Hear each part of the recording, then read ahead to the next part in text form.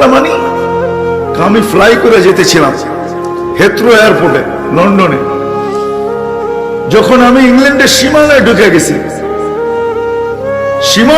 গেছি, হেথ্রোতে আমি ল্যান্ডিং করব, সীমানায় যখন ঢুকে গেছি তো আমি বটনে পুশ করে চেকিং করে, এর আগে চেক করে যে সবকিছু ওকে আছে কিনা।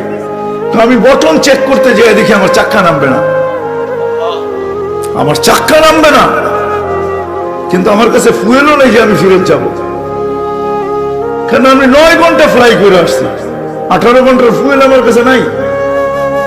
আমাকে হয়তো ক্রাশ করাইতে হবে, নেড়ে নামতে হবে যে কোনো ভাবে। বলে আমি হেথ্রো টাওয়ারের সাথে যোগাযোগ করছি যে আমার এই অবস্থা, কি করবে করো, আমার কাছে ফুয়েল নেই, আমাকে হয়তো ক্রাশ হইতে হবে, নাহলে কোনো ব্যবস্থা হইতে হবে যে আমি ল্যান্ড করতে পারি।